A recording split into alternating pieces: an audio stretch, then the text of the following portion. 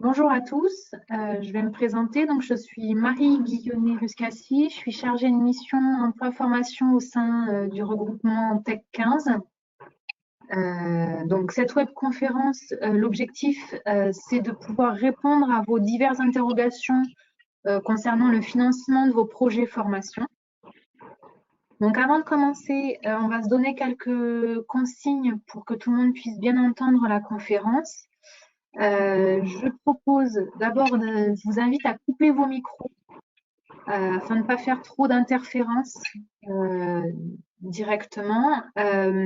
Ensuite, pour ceux qui rencontrent des difficultés, n'hésitez pas à enlever votre caméra, à couper votre caméra. Ça peut aider notamment en termes de flux de réseau. Et enfin, je vous invite sur le côté droite, normalement, vous avez un chat où vous pouvez dès à présent poser vos questions, vos interrogations par rapport à notre sujet. C'est bon pour tout le monde? Je commence? Allez, c'est parti.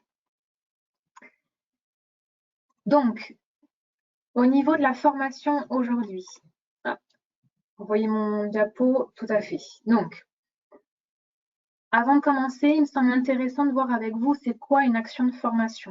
Une action de formation, c'est ce qu'on appelle aujourd'hui un parcours pédagogique qui va permettre d'atteindre un objectif, alors on appelle ça pédagogique ou un objectif professionnel.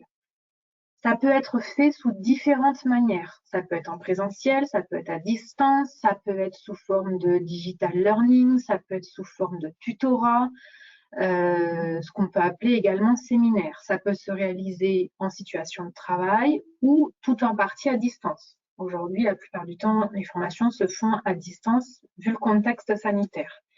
Ça peut se faire en interne ou en externe.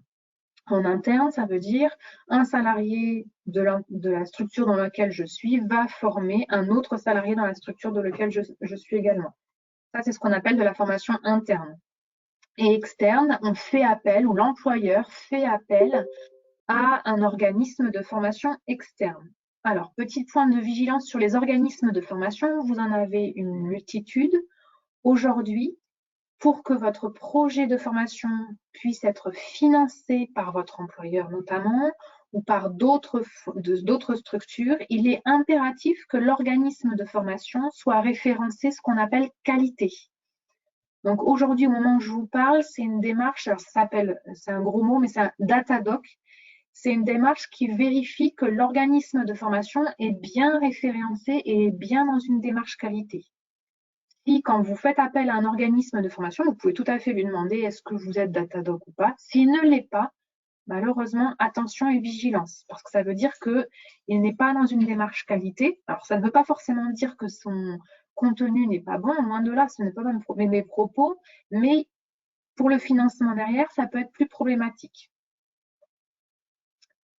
Je continue. Alors, exprès, je vous ai pris 3 situations. Si j'ai un projet de formation en tant que salarié, si j'ai un projet de formation en tant que demandeur d'emploi et si j'ai un projet de formation en tant qu'indépendant. J'ai volontairement pas pris le « je suis fonctionnaire ». Pourquoi? Parce que les départs en formation sont assez complexes et spécifiques et le financement se fait de manière un peu différente en fonction de la stratégie des fonctions publiques que l'on a aujourd'hui, enfin, qui existent aujourd'hui. Donc, j'ai fait exprès de ne pas prendre ça. Si vous avez des questions après, vous n'hésitez pas à me solliciter par mail. On étudiera en tout cas votre cas par rapport à ça. Je prends le premier cas. Je suis donc salarié d'une structure, peu importe laquelle, je suis salarié. Peu importe mon contrat de travail, à partir du moment où je suis bien salarié, que ce soit en CDDS, CDI ou CDD, peu importe. Plusieurs possibilités pour partir en formation. D'une, à l'initiative de son employeur. C'est ce qu'on appelle le plan de développement des compétences. Là, votre employeur dispose normalement d'une enveloppe formation, je viendrai en détail après, mais qui peut sur lequel il peut décider qui part, quand, sur quelle durée, sur quelle modalité. Je suis salarié, je peux décider de partir moi-même à mon initiative et c'est via le compte personnel de formation. Ce dispositif-là, je viendrai vous en parler ultérieurement. Il y a également le compte personnel de formation de transition professionnelle. Je suis entraîneur de rugby et j'ai envie de faire autre chose, j'ai envie d'être boulanger. Et bien là, c'est une formation, j'ai besoin de me former pour ça. À ce moment-là, je suis sur une démarche de reconversion, de transition professionnelle. Et puis après, vous avez le fameux congé VAE, validation des acquis de l'expérience. Ça, c'est je suis aujourd'hui entraîneur, par exemple, de rugby. Je prends mon exemple. Bon, c'est un peu compliqué mon exemple. Je vais reprendre un autre. Je suis comptable depuis 15 ans dans une association et je n'ai pas le fameux diplôme de comptabilité. Et vu le contexte actuel, je me dis bah, ça serait peut-être pas mal que je puisse valoriser mes expériences professionnelles et personnelles pour avoir ce diplôme-là. Donc, en gros, une démarche de VAE, validation des acquis de l'expérience, c'est je ne fais pas toute la formation, je peux être amené à faire que quelques blocs puisque je vais valider des compétences que j'ai déjà acquises par mon expérience. Et dernier cadre, alors je l'ai mis ici, mais ce n'est pas forcément adapté puisque je ne suis pas encore salarié, mais je vais être futur salarié dans le cadre de l'alternance, des contrats de professionnalisation et des contrats d'apprentissage. Je continue. Toujours dans mon exemple, je suis salarié. Si vous êtes salarié dans dans la branche du sport, dans le secteur du sport, il y a ce qu'on appelle un OPCO, un opérateur de compétences. Donc, c'est quoi un OPCO ou un opérateur de compétences? C'est une structure qui collecte les fonds de formation de chaque entreprise du secteur du sport. Il en existe d'autres sur d'autres secteurs. Et elle collecte les fonds de formation donc, de ce secteur-là. Et ensuite, elle mutualise les fonds et du coup, elle permet ensuite de financer. Quand vous partez en formation aujourd'hui par le biais de votre employeur, il se peut que votre employeur derrière demande le financement ou la participation de l'OPCO AFDAS. Donc l'AFDAS, c'est notamment pour les entreprises de moins de 50 salariés. Après, c'est un peu plus complexe puisqu'ils n'ont pas forcément, enfin, tout dépend après du partenariat que votre entreprise a avec l'AFDAS. Donc ça, c'est une obligation. Toutes les entreprises doivent cotiser chaque année à des fonds de formation auprès de leur OPCO. Donc là, c'est le secteur du sport, c'est l'AFDAS, mais on peut avoir l'OPCO de la mobilité pour les secteurs du transport, par exemple, l'OPCO Atlas pour tout ce qui est bureau d'études et informatique et numérique. Au niveau de l'AFDAS, on a des critères de prise en charge. Donc, il y a le fameux plan de développement des compétences. Ça veut dire que votre entreprise a une enveloppe financière qu'elle dispose pour faire partir qui elle veut, quand elle veut, sur quelle formation elle veut. Donc, c'est vraiment elle qui décide comment ça se passe. En gros, pour vous donner une idée, c'est une enveloppe qui va de 3 200 à 3 800 euros, hors taxe. On parle toujours en hors taxe. Au niveau du plan de développement, et c'est chaque année, oui, pardon, je vois le chat. En effet, c'est chaque année, c'est remis à jour chaque année. En effet. Alors, est-ce que les clubs sportifs pour les contrats professionnels oui, alors c'est 50 salariés équivalents temps plein sur l'année passée. Donc ça, c'est une enveloppe qu'elle a. En plus, elle bénéficie de ce qu'on appelle une enveloppe liée à la branche du sport. Donc ça, je ne rentre pas en détail, mais du coup, il y a des financements spécifiques par rapport à la branche du sport qui peuvent être en plus. Je vous enverrai le diaporama et je vous mettrai le lien justement que je vous ai mis là en bas que vous pourrez visualiser. Donc, il peut y avoir une prise en charge des coûts de formation et également des frais annexes. Ce que j'appelle frais annexes, c'est tout ce qui est transport, hébergement et repas. Donc là, on est bien d'accord, dans ce cadre-là, c'est bien l'employeur qui va être mon interlocuteur et c'est l'employeur qui décide qui part en formation.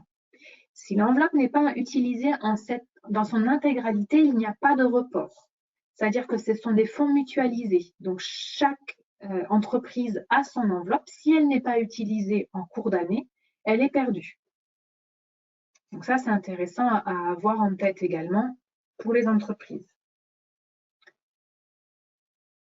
Je poursuis.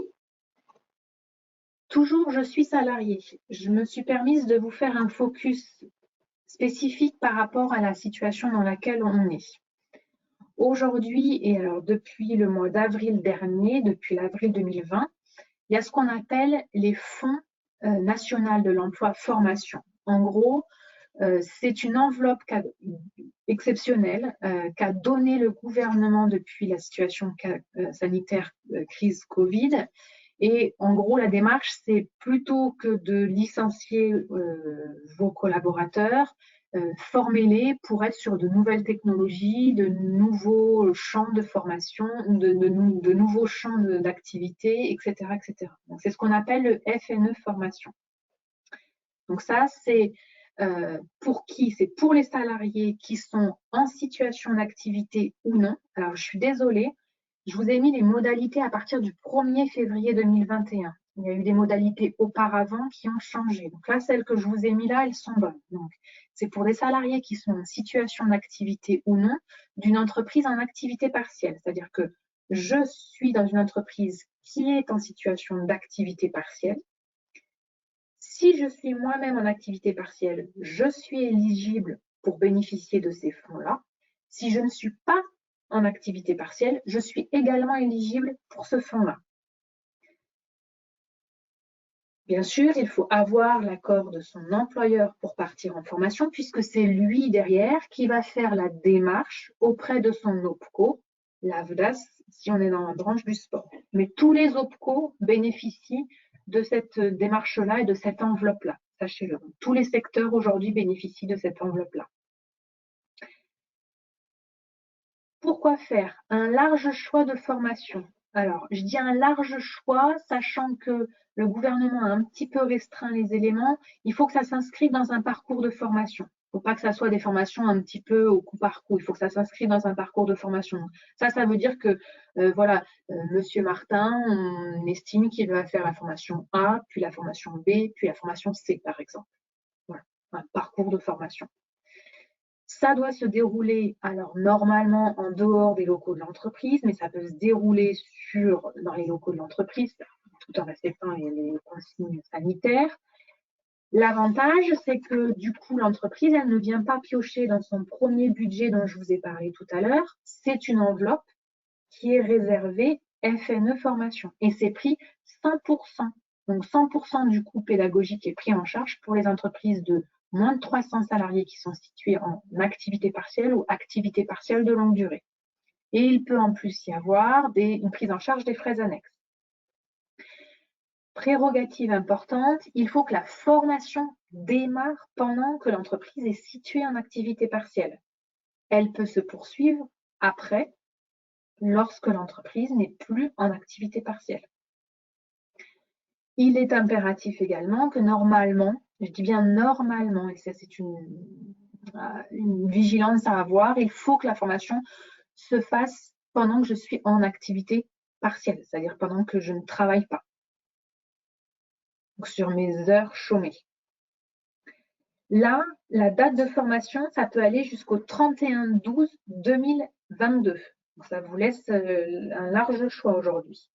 C'est assez large et c'est assez long. Voilà, mais c'est... Alors, la formation n'est pas forcément en lien avec l'activité de l'entreprise. Très bonne question. Il n'empêche que, comme je vous l'ai dit précédemment, c'est à l'entreprise de décider qui part en formation. Donc, c'est vrai que si vous allez voir votre entreprise en lui disant « j'ai un projet de formation et je sais que je peux me former grâce à un dispositif FNE formation », si vous lui dites que, je sais pas moi, vous êtes entraîneur de rugby et qu'aujourd'hui vous voulez être boulanger, je reprends mon exemple de tout à l'heure, bah, peut-être qu'il ne va pas forcément vouloir valider votre projet de formation. Ça, c'est voilà, c'était une démarche, je ne sais pas, hein, mais après avoir en fonction de, votre entreprise, mais c'est une réflexion à avoir. Donc ça, là, la démarche, c'est l'employeur qui le fait directement sur le site de l'AFDAS. Je reprends mon exemple AFDAS pour le secteur du sport. Il vous faut du coup le programme de formation et le devis ou la convention à demander à l'organisme de formation. Mais financièrement parlant, c'est vrai que si vous souhaitez vous former, c'est avantageux actuellement.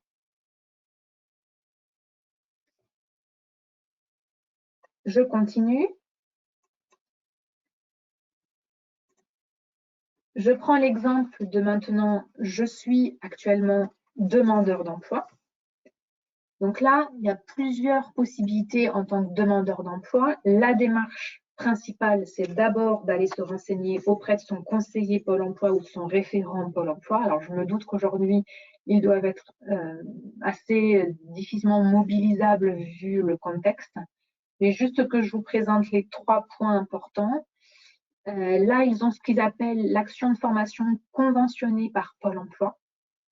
Donc là, en gros, c'est pour combler les différentes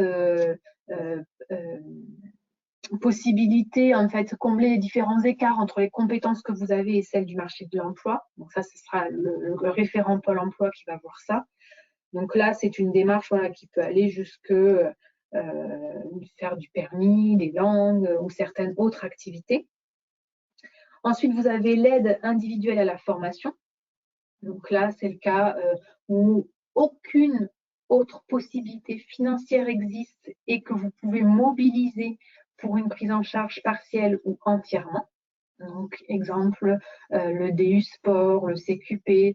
Je vous ai mis le lien de Pôle emploi. Vous verrez également, quand je vous enverrai le diaporama, ces éléments-là.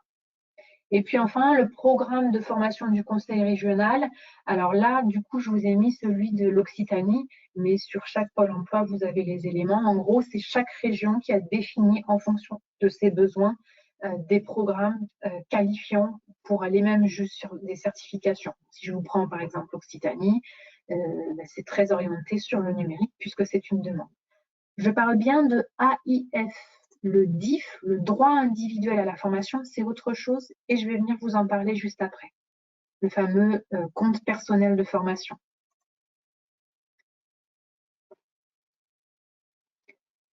Je poursuis.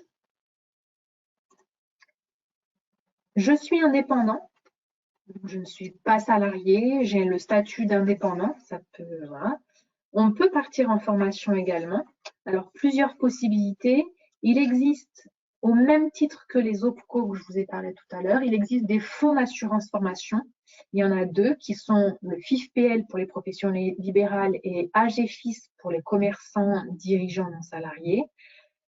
Vous le voyez, je vous ai mis les prises en charge aujourd'hui, c'est assez limité, hein, c'est 300 € par jour limité à 900 € par an. C'est pas énorme en effet. Depuis peu, les indépendants ont également un compte personnel de formation. Par contre, eux, la particularité, c'est qu'ils ne peuvent pas faire toutes les formations qu'ils le souhaitent. C'est limité à certaines formations telles que l'entrepreneuriat. Et après, ils peuvent bénéficier également du fameux crédit d'impôt pour la formation des dirigeants d'entreprise. Je vous ai mis le montant qui était en 2020. Je n'ai pas le montant en tête là sur 2021, mais voilà, c'est aux alentours de 406 €.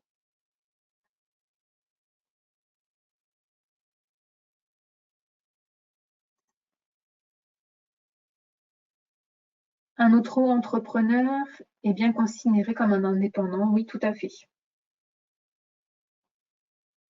Après, le fait d'être auto-entrepreneur, souvent, c'est que vous cumulez 2 statuts.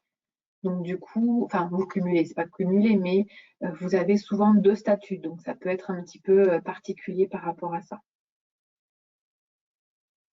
Après, vous allez me dire, vous pouvez jongler avec les 2, c'est un peu particulier aussi.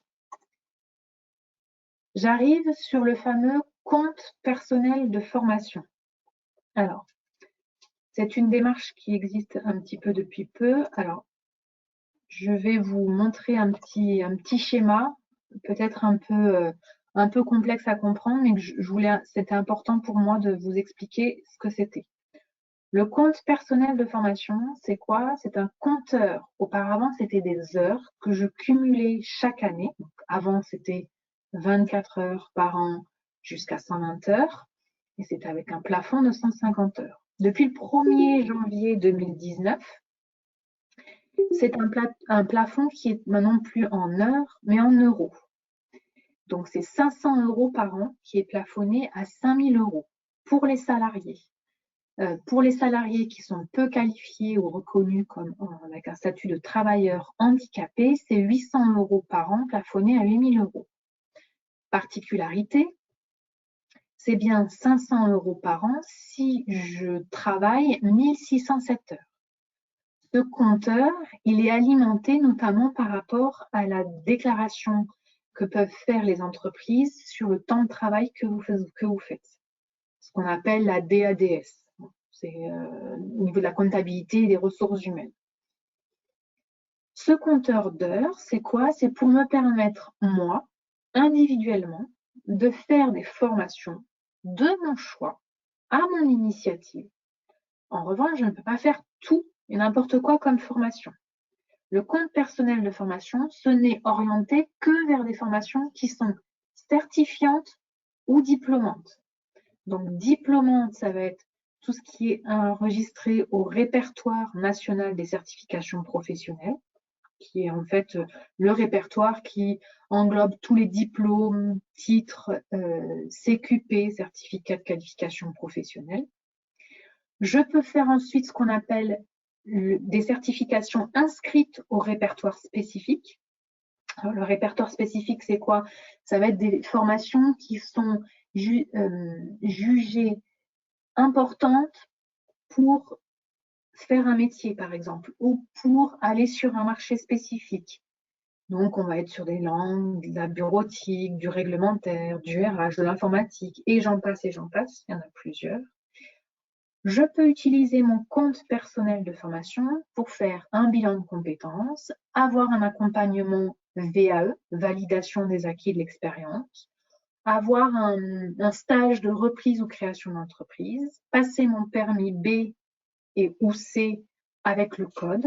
Et le CLEA, je n'en parle pas forcément, le CLEA, c'est en fait le socle de connaissances et de compétences. Je ne sais pas s'il y a des gens qui ont des enfants en troisième. En troisième, normalement, on doit avoir le premier socle, enfin, même je crois que c'est le sixième, le premier socle de connaissances, savoir lire, écrire, compter. Donc là, ils l'ont un peu agrémenté en plus avec toutes les compétences liées au monde du travail. Donc, compteur spécifique, ça veut dire que je peux faire des formations qui sont soit diplômantes, soit certifiantes et, autre particularité, inscrites sur le site Mon compte personnel de formation. Je ne peux pas faire n'importe quoi comme formation, vous le voyez bien. Alors, j'ai une question. Est-ce que sur le répertoire spécifique, il y a des formations spécifiques sport? Oui. Alors, ce que je vous propose, c'est que, alors, spécifique, oui, il y en a. Après, voilà, c'est très orienté quand même sur du général, mais il suffit de regarder. Ce que je vous propose, c'est d'aller directement ensemble. Je vais aller avec vous sur le site moncompteformation.gouv.fr.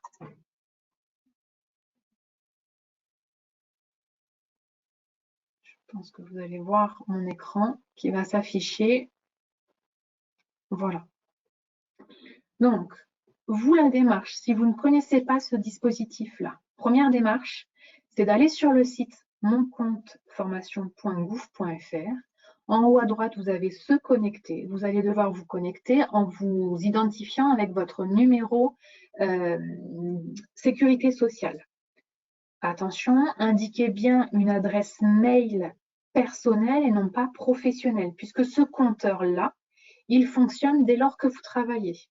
Je travaille 1 an, 2 ans, je cumule 500, 1000 euros. Je suis demandeur d'emploi, je ne travaille pas, je peux quand même utiliser mon compte personnel de formation, mais je ne cumule pas. Donc, il est important, puisque vous pouvez avoir des communications qui sont faites par ce compte formation, d'indiquer votre adresse mail. Deuxième chose, vous le voyez là en jaune, alerte à la fraude. Alors ça, c'est très très important. Vous avez certains organismes de formation qui vont vous demander vos codes d'accès. Non, c'est bien un compteur qui vous est réservé. La démarche administrative, elle est à faire directement vous sur ce compte-là ou sur l'application Mon compte personnel de formation. Donc attention aux arnaques qu'il peut y avoir par rapport à ça.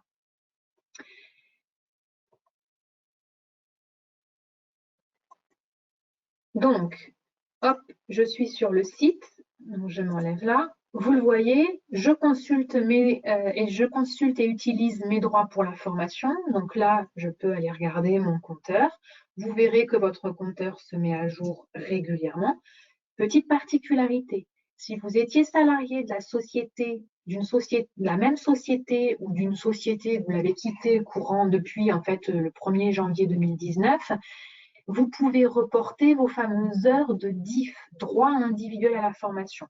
Avant le dispositif compte personnel de formation, vous aviez ce qu'on appelait le droit individuel à la formation. C'était le même principe, hein. On cumulait des heures et on pouvait faire une formation de son choix. Alors c'était un petit peu moins restrictif. Il n'empêche que ces heures-là, c'était attaché à l'entreprise dans laquelle j'étais à cette époque-là. C'était l'entreprise qui gérait les compteurs. Là, vous comprenez bien, mon compte formation, il me suit dès mon entrée sur le marché du travail jusqu'à ma mort. Parce que même à la retraite, je peux utiliser mon compte personnel de formation. Ce compteur, en effet, il est bien plafonné à 5 000 € maximum. Il n'empêche que vous pouvez déjà avoir eu des heures de DIF, droit individuel à la formation, que vous pouvez directement les mobiliser sur le site Mon compte formation. Vous allez voir, quand vous allez créer votre compte, il est impératif de vérifier que vous avez bien retranscrit vos heures de DIF avant le 30 juin 2021. Si vous ne l'avez pas fait avant le 30 juin 2021, c'est-à-dire mis vos heures de DIF si vous en aviez, vous ne pourrez pas utiliser ces heures de DIF qui vont être ensuite transformées en euros. C'est à peu près 15 € par heure de DIF que vous aviez. Donc, ce n'est pas énorme, mais ça peut faire une enveloppe déjà un peu plus supplémentaire. Alors, on va regarder les formations qui sont disponibles. Je vais vous prendre plusieurs exemples. Je vais prendre l'exemple, allez, rugby. Voilà. On vous demande à chaque fois si c'est en centre de formation ou formation à distance. Moi, je vais mettre l'exemple de en centre de formation. Et donc, il faut indiquer le lieu d'habitation ou en tout cas le lieu de formation qu'on aimerait avoir. Je mets Paris. Je vous fais une simulation pour que vous voyez. Donc là, je ne suis pas connectée à mon compte, hein, donc c'est pour ça que j'ai aide au financement. On va me ressortir les formations qui peuvent exister sur ma recherche rugby. Donc vous voyez, il y a le fameux certificat de capacité en préparateur physique, le BP, le DE et le DES. Si je prends mon exemple, par exemple, de DE, je clique dessus et je vais avoir les renseignements sur le prix de la formation, le nombre d'heures, le niveau. Alors là, si je déclique également l'objectif, le contenu, le point fort, alors vous voyez bien, une inscription à cette date de formation, ça n'a pas été mis à jour, mais ça va être mis à jour. Et de là, je peux moi directement faire ma demande et créer un dossier pour financer cette démarche-là. Sachant que c'est 8 268 €. Tout dépend de moi, combien j'ai sur mon compte personnel de formation. Mais après, il y aura peut-être un reste à charge. Tout ne pourra peut-être pas être pris en charge. Je vous donnerai un exemple après. D'accord? Je reprends mon exemple, je reprends un autre exemple. Allez, je prends communication orale, expression orale, et là, je suis basée sur Toulouse.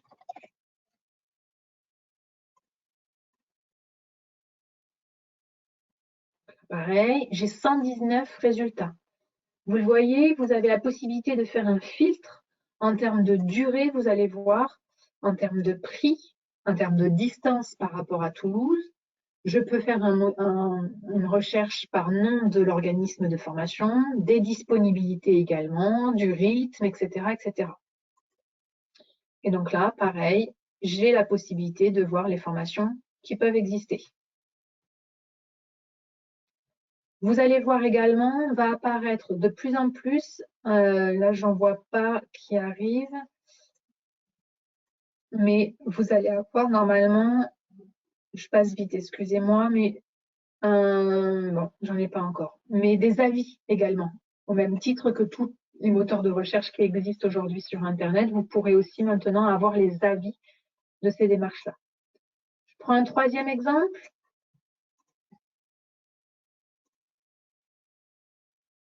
Troisième exemple, ostéopathe. Et là, on va dire Lyon.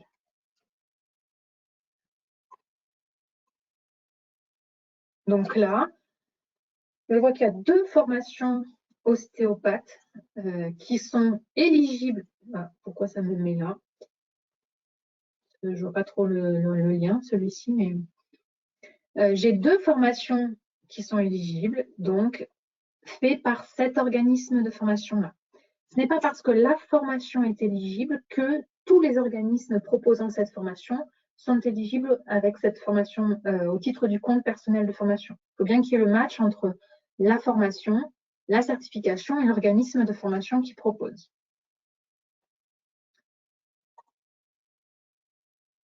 Si je reprends mon exemple de tout à l'heure sur le fameux rugby, DE rugby, vous le voyez, il y a plusieurs possibilités de financement. La première, je vous l'ai montré, c'est d'aller voir votre employeur, puisque lui bénéficie d'un budget, d'une enveloppe sur lequel il peut vous accompagner. Pour moi, ça, c'est la première démarche, c'est d'aller lui en parler. Deuxième démarche, ou deuxième possibilité, c'est le fameux compte personnel de formation que je peux mobiliser. Et troisième possibilité, en tant que salarié, c'est de faire un mix, ou en tant que demandeur d'emploi également. C'est-à-dire que je vais utiliser sur une partie mon compte personnel de formation,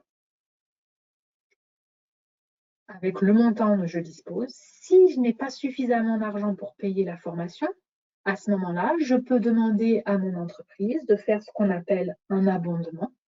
Je peux également, moi, décider de prendre en charge le reliquat, etc., etc. Petite vigilance tout de même, ces formations-là, il ne faut pas oublier que vous avez souvent à rajouter tout ce qui est frais annexes. Et tout ce qui est frais annexes n'est pas forcément pris en charge dans le dispositif compte personnel de formation. Donc ça veut dire que ça, c'est particulièrement, ça sera éventuellement soit à la charge de votre employeur, et normalement c'est le cas si votre employeur a décidé de vous accompagner dans ce projet-là, soit à votre charge si c'est une démarche qui est beaucoup plus individuelle. Quand je dis que c'est une démarche plus individuelle, le compte personnel de formation, c'est soit sur vos heures de travail, et dans ce cas-là, il faut demander l'accord de l'employeur, soit en dehors de ses horaires de travail, et dans ce cas-là, il n'y a pas besoin de demander l'accord de l'employeur, mais ça doit se faire soit sur des congés, des RTT, le soir, le week-end, comme ça vous est le plus facile pour vous.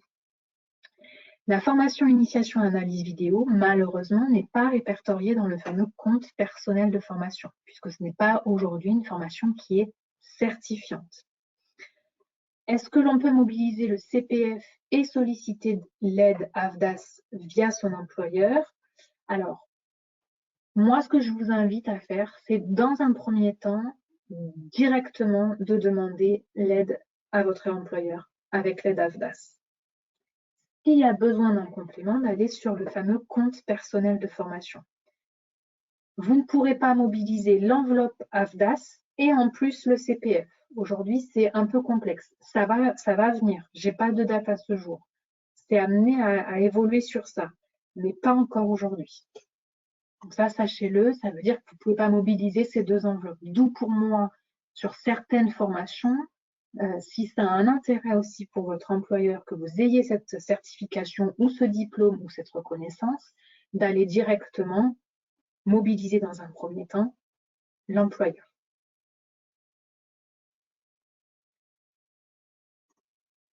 Je reprends mon contenu.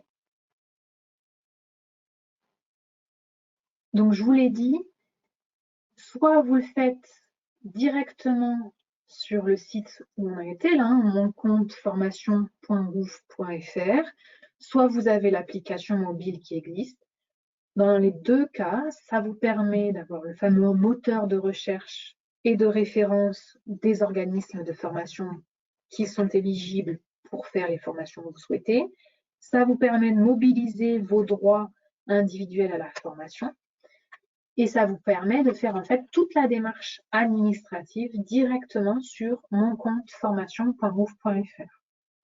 Là, je n'ai pas fait volontairement la simulation en indiquant mes codes d'accès, mais si je le faisais, je verrais que je peux financer tel projet de formation et on me dirait il y a un reste à charge, oui, non.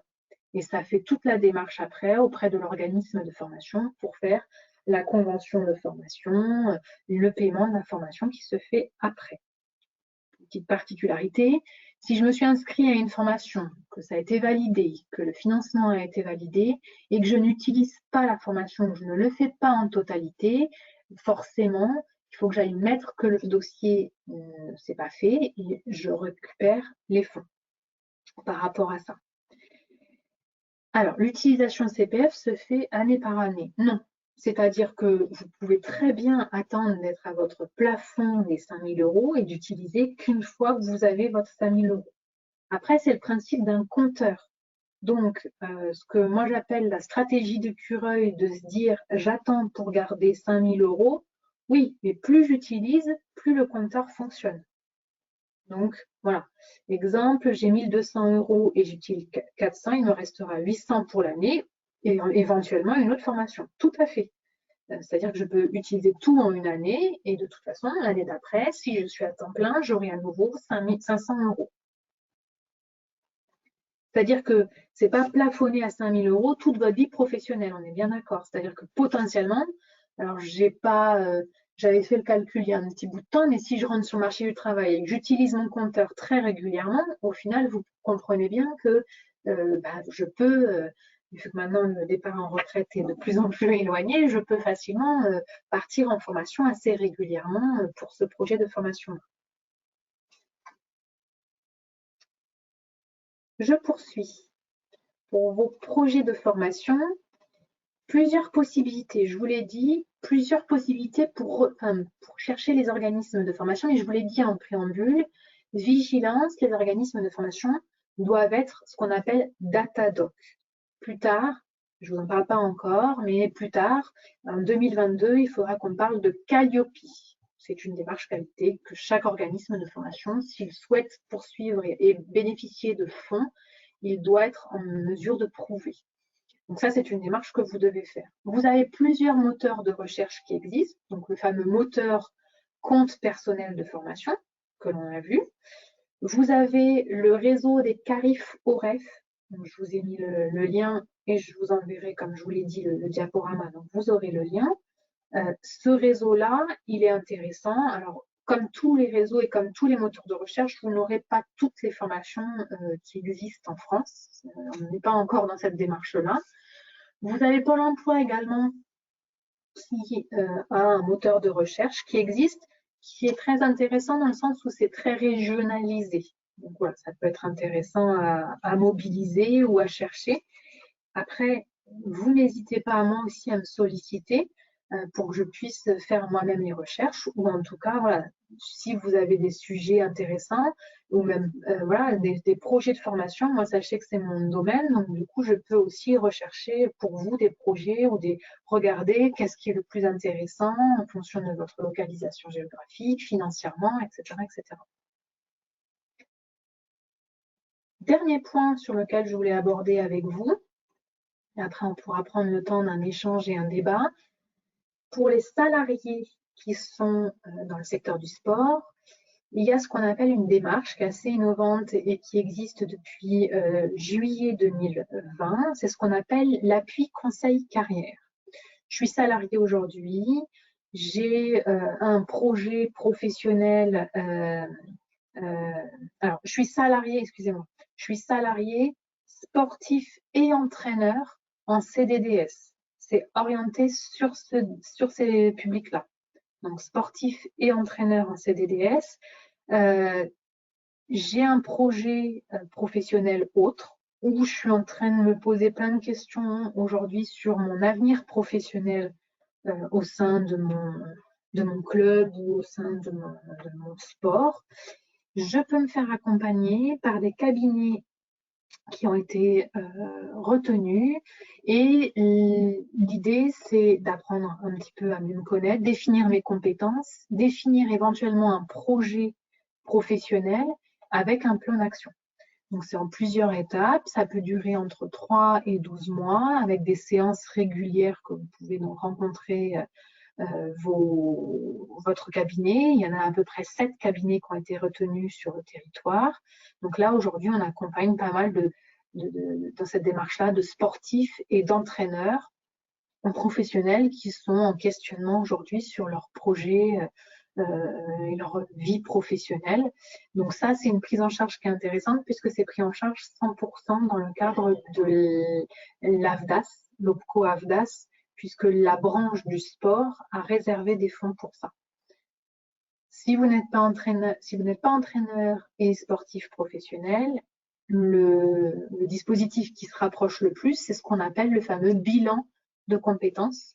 Et donc là, le bilan de compétences, c'est bien de savoir où j'en suis aujourd'hui, quelles sont les compétences dont je maîtrise, et par rapport à un projet futur que j'aimerais faire, quelles sont celles qui me manquent, ou savoir quelles pourraient être les pistes d'ouverture qui existent aujourd'hui. Donc là, c'est pareil.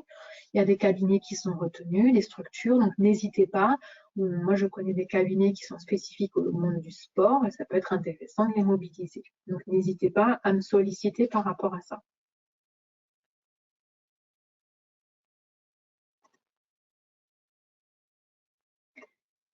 Pour moi, j'ai fini mon intervention. Je voulais savoir, est-ce que vous avez des questions-réponses, des points sur lesquels moi, je n'aurais pas répondu à vos attentes?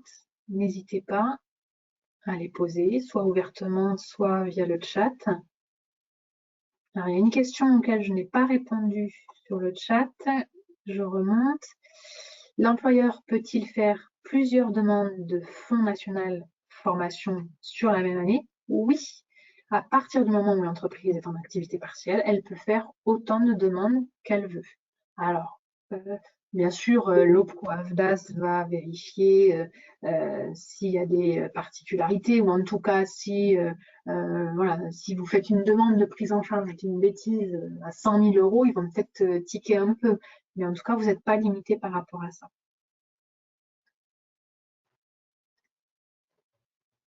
Est-ce qu'il y a des points que je n'aurais pas abordés?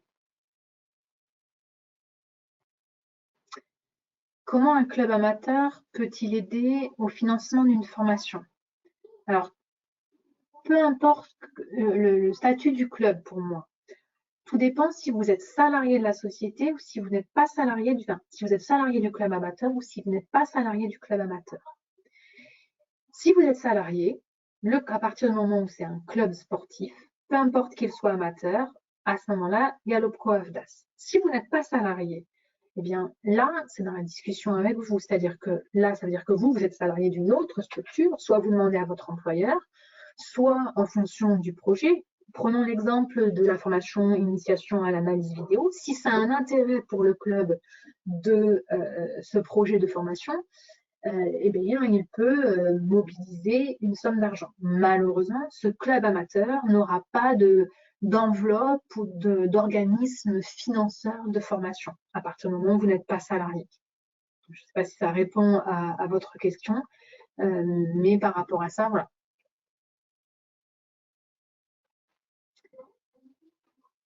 Alors, si je finance personnellement une formation, puis-je déduire? Alors, oui, vous pouvez déduire le coût de la formation Alors, il y a plusieurs prérogatives par rapport à ça, si je ne me trompe pas. Premièrement, il faut impérativement que ça soit financé en intégralité pour vous et que vous puissiez démontrer que c'est pour une démarche professionnelle à terme. Alors, j'ai pas les plafonds en tête.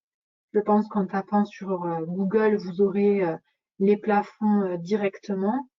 Mais oui, vous pouvez les déduire des impôts. Je crois de mémoire, ça doit être une ligne bien spécifiée. Alors, vous ne pouvez pas tout déduire.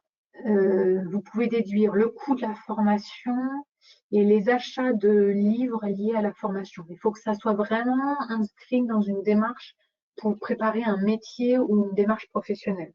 Voilà. Donc ça, c'est des choses après à démontrer en cas de contrôle et de garder en tout cas en cas de contrôle.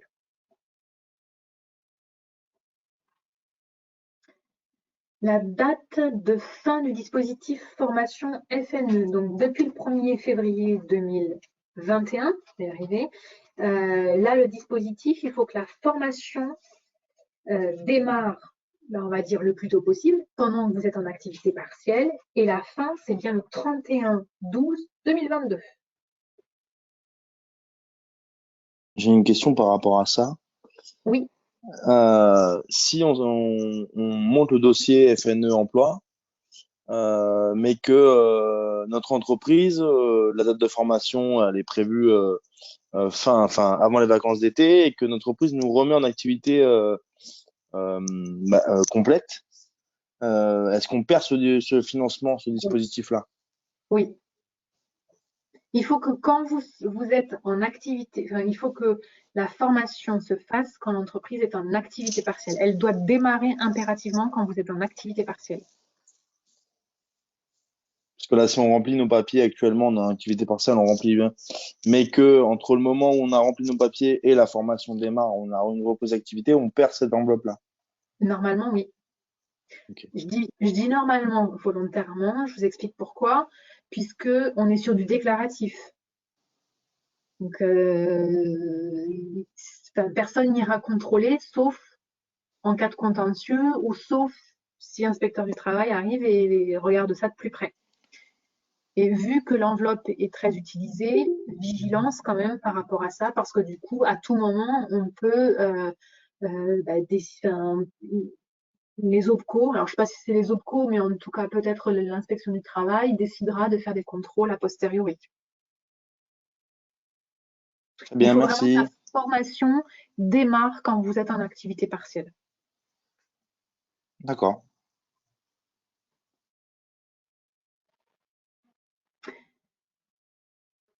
Concernant le CPF de transition professionnelle, par quel biais est-il possible d'avoir plus d'informations pour sa mise en place? Alors, je ne sais pas de quelle région vous êtes, mais en tout cas, vous tapez le nom de votre région et transition professionnelle sur Google. Donc, l'Occitanie, c'est Occitanie Transition Professionnelle. C'est des structures qui vont vous aborder tout l'ensemble du dispositif et de voir quelles sont les possibilités, comment on monte le dossier, quelle est la démarche. Je crois que vous avez des permanences également qui existent par rapport à ça. Transition professionnelle, on est bien sur une démarche qui est complètement autre que mon activité professionnelle aujourd'hui. Oui, je crois que c'est ça. Non, c'est pas transition, c'est Occitanie Transition Pro. Donc ça doit être en fonction de votre région. C'est Transition Pro, pardon, le site, quelque chose comme ça. Donc là, ils sont pas mal faits, leur site, et toutes les informations. Je crois que vous avez même des visios qui existent pour, voilà, est-ce que mon projet est bien éligible, est-ce que c'est bien clair, voilà.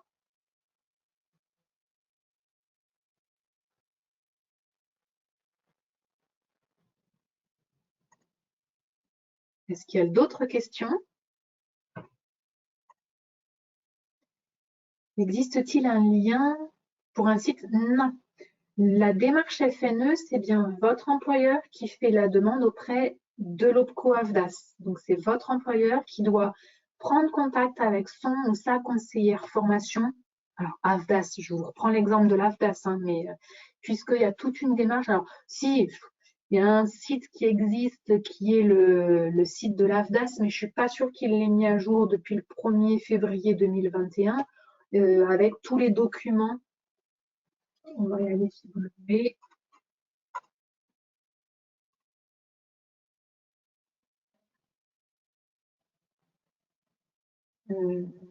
Hop, ils l'ont plus. Avant, il y avait quelque chose comme FNE, ils ne l'ont plus.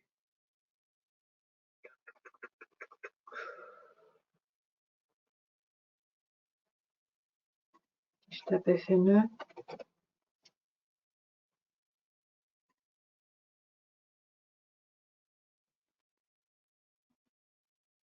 Je suis pas sûre. Alors, il y a le process qui est là. Par contre, je suis pas sûre que ce soit le bon, les bonnes informations par rapport qu'il a été mis à jour, en tout cas depuis le 1er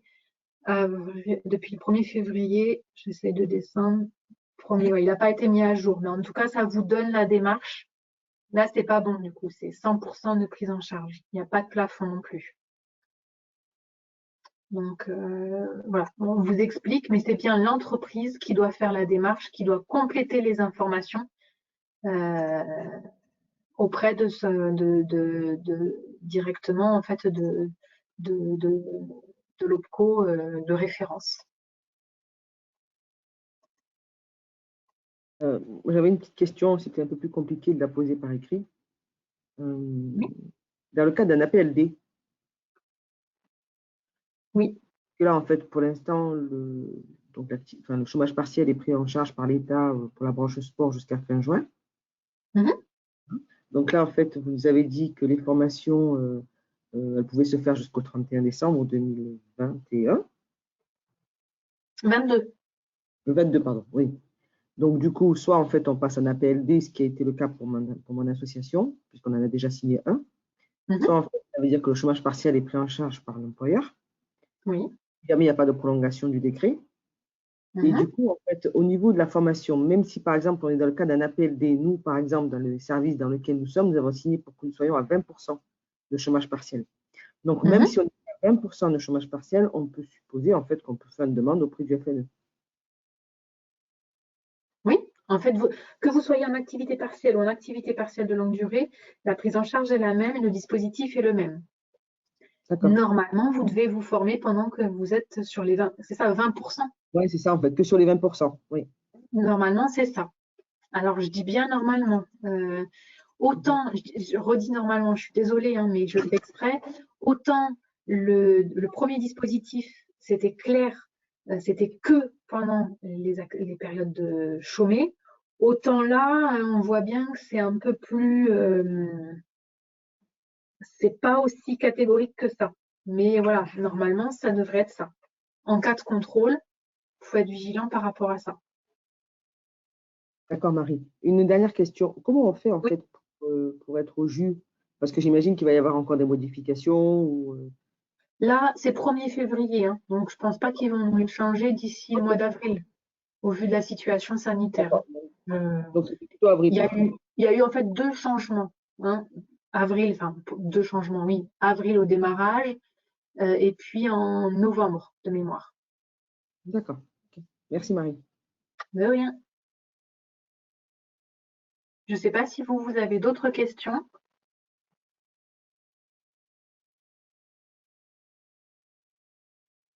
Non, c'est bon pour moi.